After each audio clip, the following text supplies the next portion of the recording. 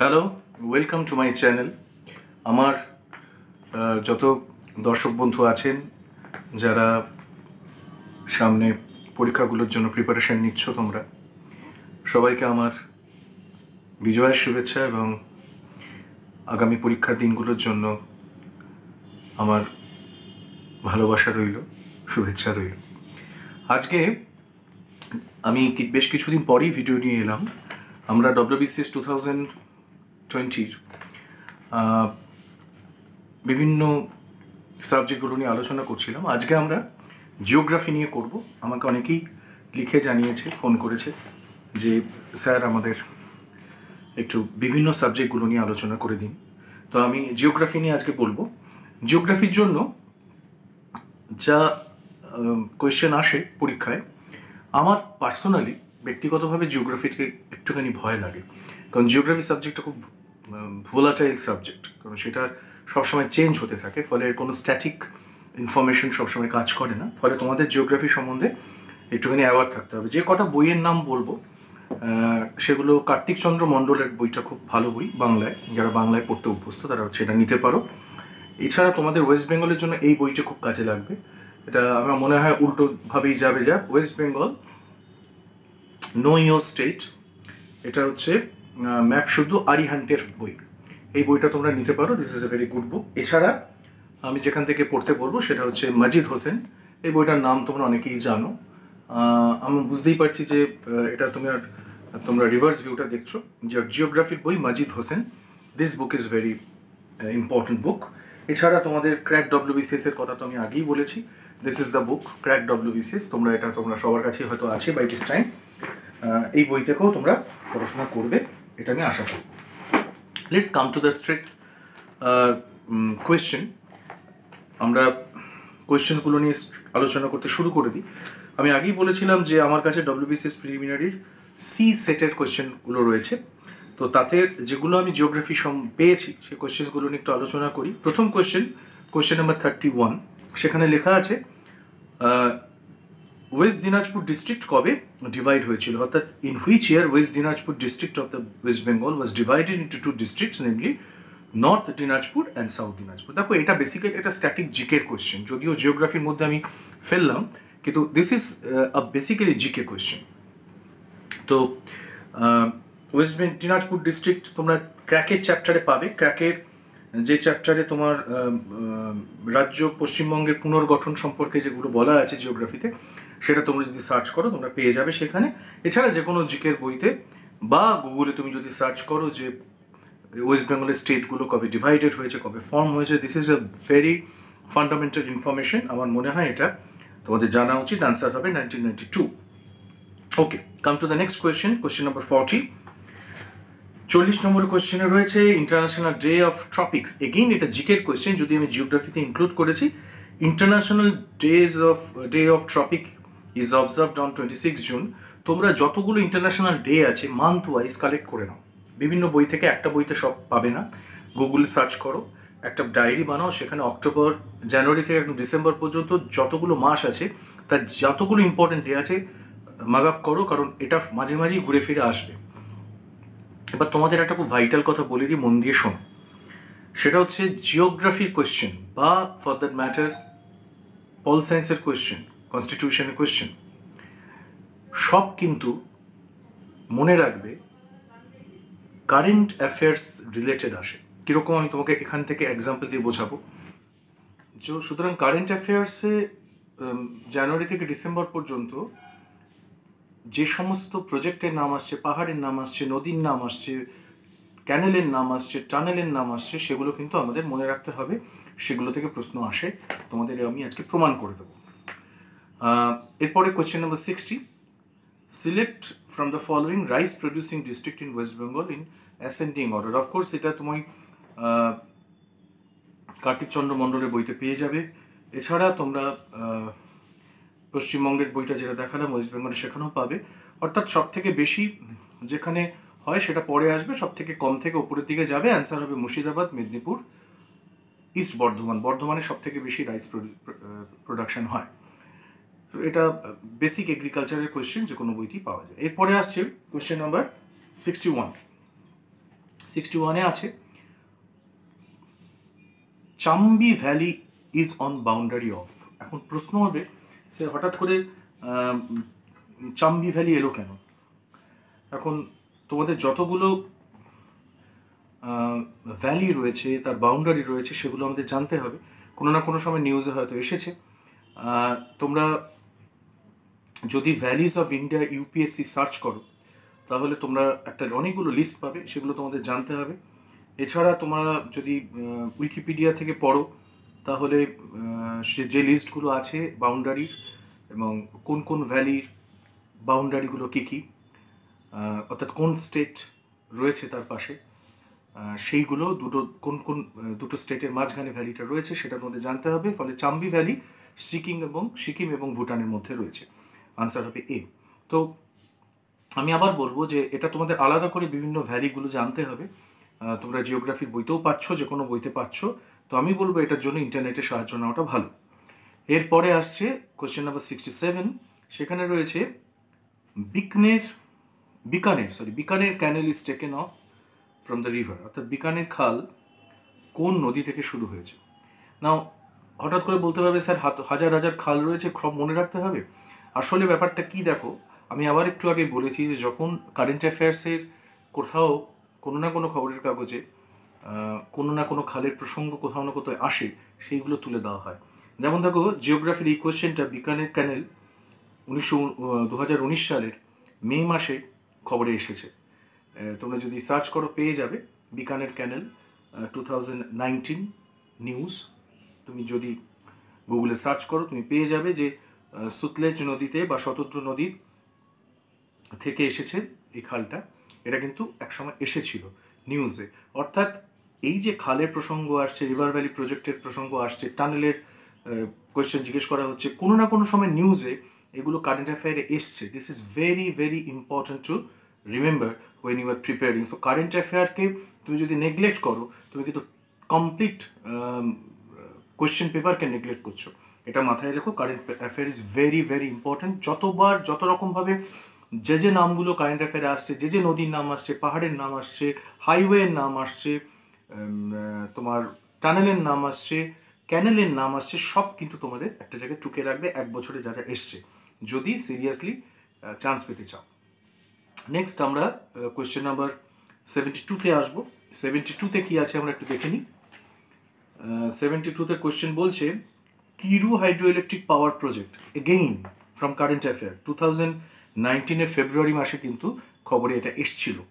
Kiru hydro electric project হচ্ছে Jammu and কাশ্মীরে রয়েছে।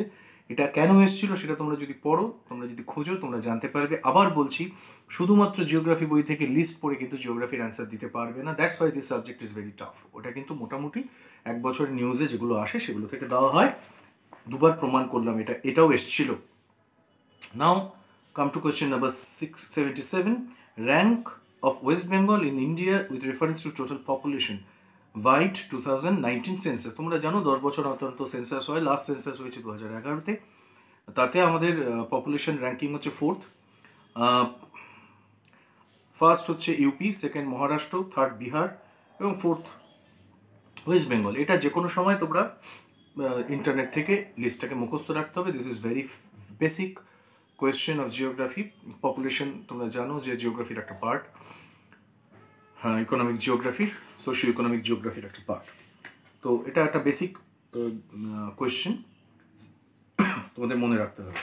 নেক্সট 72-র পর আমরা আসবো 77-এর পর আমরা আসবো কোয়েশ্চেন নাম্বার 80-তে। 80-তে কি আছে আমরা দেখি। Last census of Indian population was held in the year. খুবই একই সেই সেন্সাস থেকে কোয়েশ্চেন। একটু আগে দেখো কোয়েশ্চেনে বলে দিল in the total population wide census 2011। তার কিছুক্ষণ পরই প্রশ্ন আসছে যে লাস্ট সেন্সাস কবে হয়েছিল।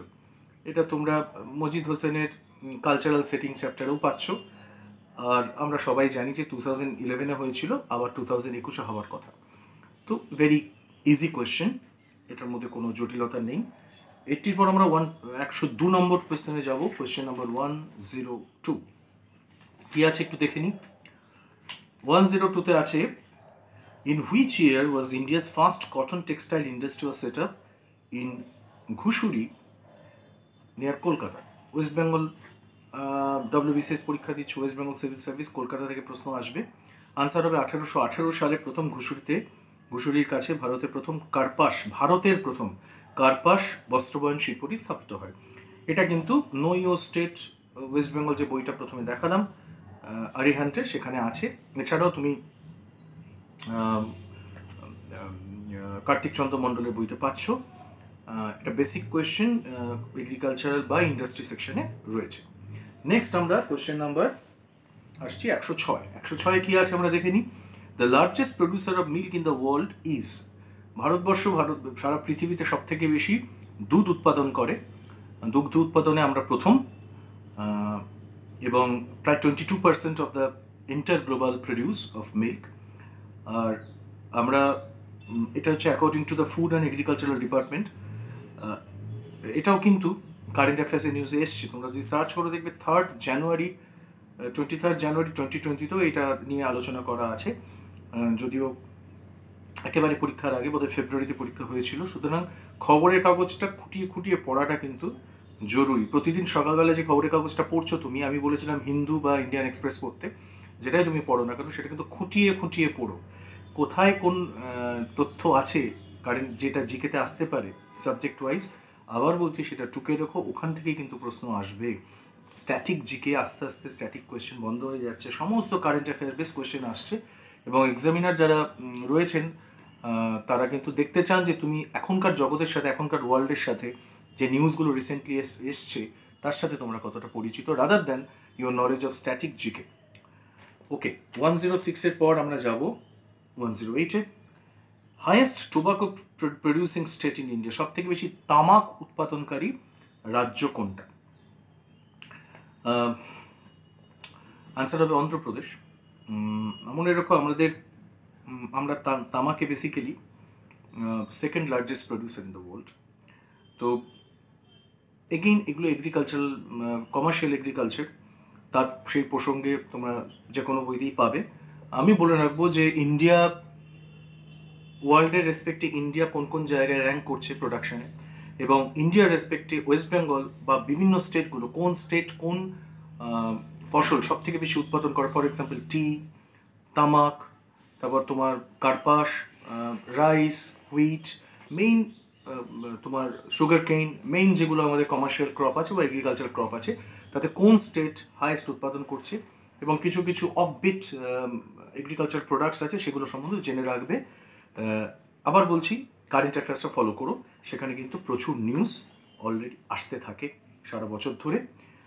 এবার 114 নম্বর কোয়েশ্চেনে যাব, 114 কি আছে দেখি। Which region is called the granary of south India, অর্থাৎ দক্ষিণ ভারতের শস্য ভাণ্ডার কাকে বলে? এটা থাঞ্জাভুর, বা এটা তোমরা বেসিক্যালি নিউজে এসেছিল 2019-এ একটা জায়গায় আমি দেখেছি, এবং তুমি যে কোনো বইতেও পাবে, তবে যে কোনো বই বলাটা ভুল হবে, সব বইতে পাবে না।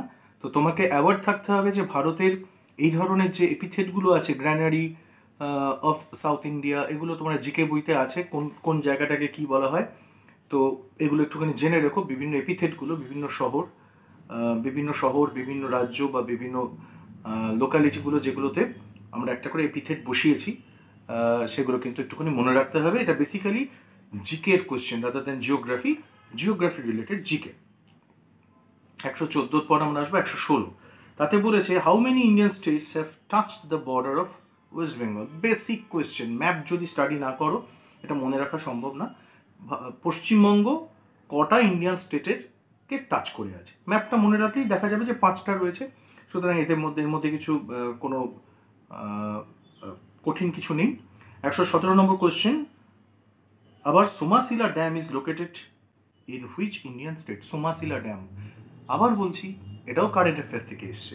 31শে অক্টোবর 1919-এ নিউজে এসেছিল, এবং for receiving highest level of water, তোমরা খবরের কাগজ দেখে নিতে পারো গুগল সার্চ করে, এই ড্যামটার নাম কিন্তু ইয়েতে এসেছিল। এবার তোমরা হঠাৎ করে অবাক হবে পরীক্ষার হলে বসে যে পৃথিবীতে এত ড্যাম থাকতে সোমাশিলা ড্যাম কেন, এটা তো খুব একটা ইম্পর্টেন্ট নয়।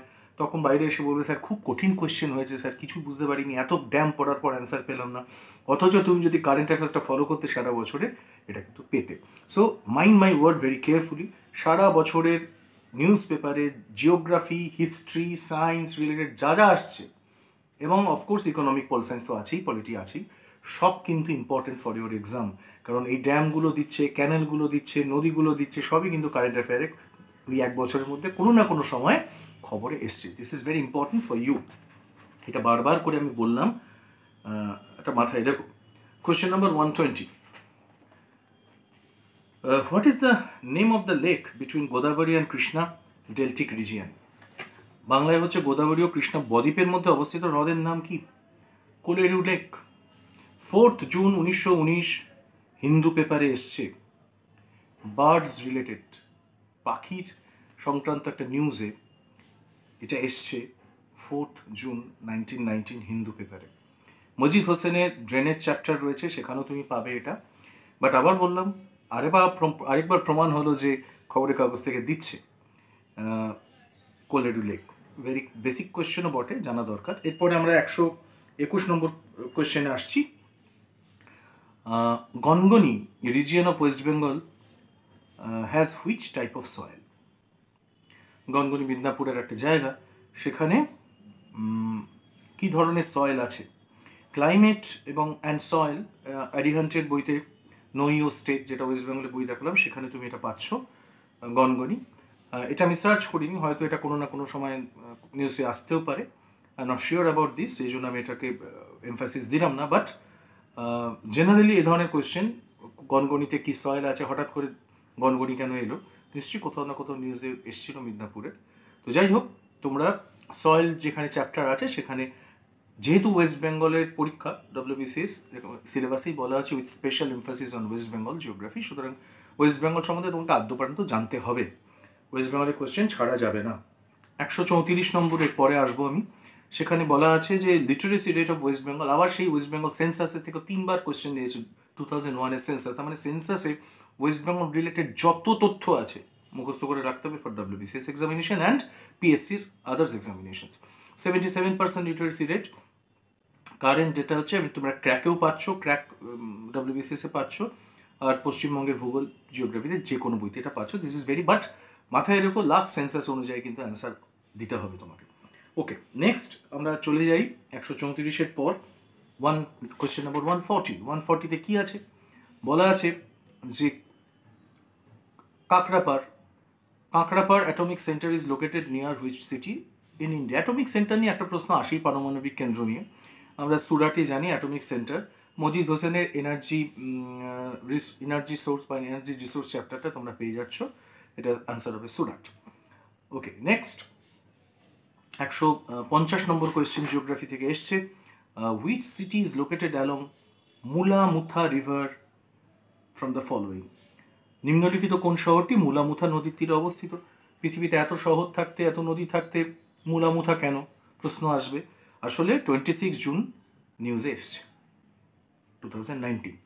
তো ফর এক্সক্রিটা ডিপোজিশন, প্রচুর নোংরা ওখানে পড়ে নদীর নাব্যতা কমে যাচ্ছে, সেই প্রসঙ্গে এসছিল 26 জুন নিউজে। তাহলে সেই জন্য মুলা-মুথার নদীর কথা এসছে। যারা ধরো প্রচুর জিওগ্রাফি পড়ে গেলে, মুখস্থ করে গেলে সমস্ত নদী, কিন্তু গিয়ে দেখলে এমন একটা নদীর নাম এসছে যে তোমার মেমোরিতে নেই, অথবা তুমি ইম্পর্টেন্সই দাওনি, কিন্তু নিউজে কিন্তু এসছিল। এটা আরেকবার প্রমাণ করলাম। 150 নম্বর কোয়েশ্চেনের পর 163। 163-তে বলছে below given a certain statements about a river. একটা রিভার সম্বন্ধে কিছু স্টেটমেন্ট দেওয়া আছে, তোমাকে এবার বলতে হবে যে identify the river based on the information given above. 3টি ইনফরমেশন আছে। It rises on Ranchi plateau in Jharkhand. Number 2, it passes through the northern part of Betla national park. Number 3, it is tributary of Son river. তো এই যে 3টে ইনফরমেশনের উপর base করে তোমাকে বলতে হবে কোন নদীর কথা বলা হচ্ছে। দেখো, এটা বেসিক্যালি IS প্যাটার্নের কোয়েশ্চেন। IS এরকম স্টেটমেন্ট দিয়ে তোমাকে প্রশ্ন আসবে। কারেন্ট অ্যাফেয়ার এগেইন 9 অগস্ট নিউজে এসছে ইরিগেশনাল প্রজেক্টের ক্ষেত্রে। আবার বললাম, কারেন্ট অ্যাফেয়ার্সের জিওগ্রাফি এটা। নর্থ কোয়েল রিভার হবে উত্তর। এখন নর্থ কোয়েল রিভার মনে রাখা বা তোমরা মনে রাখতে চাইলেও তোমার মনে থাকবে না, বা মনে রাখতে তুমি চাইবেও না, because this is very less important river. কিন্তু নিউজে এসছে বলে প্রশ্নে এসছে geography. So be very careful about what you are reading in newspaper every day. Try to note down every information related to geography, history, political science and economy. Next, 163 পর আমরা আসবো 168. 168 কি কোয়েশ্চেন এসেছিল? When was the Madras state officially renamed Tamil Nadu?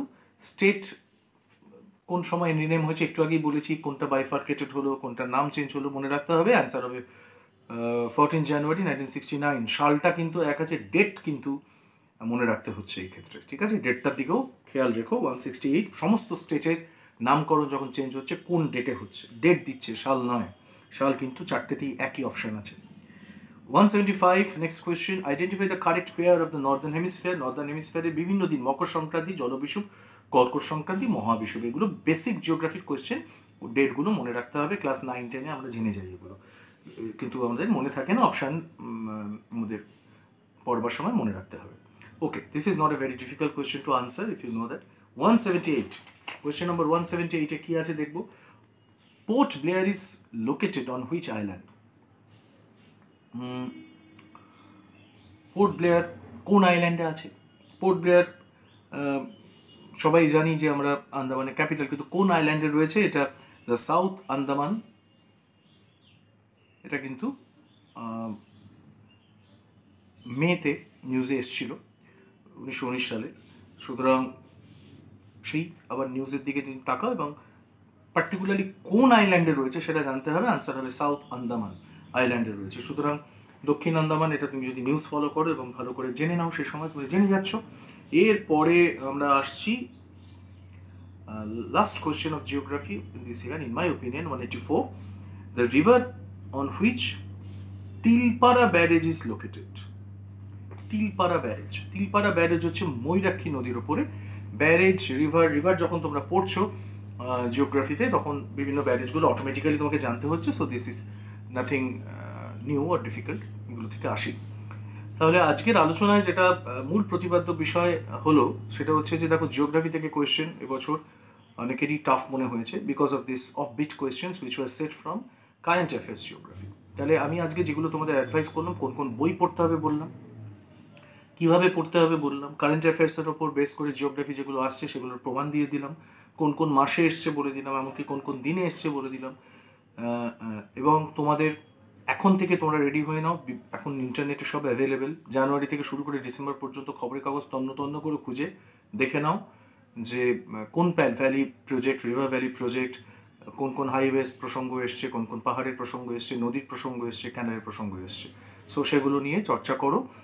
সামনের বার geography question কেমন হবে কেউ জানে না, বাট এগুলো থেকে প্রশ্ন আসবে, কারণ ধীরে ধীরে ডব্লিউবিসিএসের প্যাটার্ন অফ কোয়েশ্চেন কিন্তু ইউপিএসসির মতো হচ্ছে, আইএসের মতো হচ্ছে। So be very careful.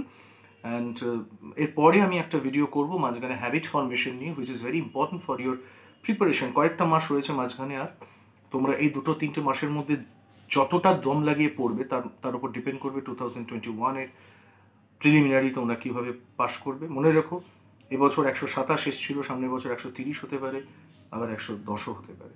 You don't know that. তোমাকে তোমার অপটিমাল প্রিপারেশন নিয়ে এগিয়ে যেতে হবে। আমি আশা করব তোমাদের কোনো না কোনো কাজে লাগবে আজকের ভিডিওটা। এরপরে আমরা আরেকটি ভিডিও বানাবো পলিটি নিয়ে, সায়েন্স নিয়ে, সেগুলো আসবো আমি। এর মাঝখানে কিছু ইম্পর্টেন্ট কিছু ভিডিও তোমাদের আমি চেষ্টা করব উপহার দেবার। কোনো প্রশ্ন থাকলে, কোনো কিছু জানার থাকলে আমাকে তোমরা পার্সোনালি জানাতে পারো, কমেন্টে লেখো, বন্ধুবান্ধবের সাথে ভিডিওটা শেয়ার করো এবং অবশ্যই সাবস্ক্রাইব করো, যাতে আমি এরকম ভিডিও তোমাদের জন্য আরও করতে পারি।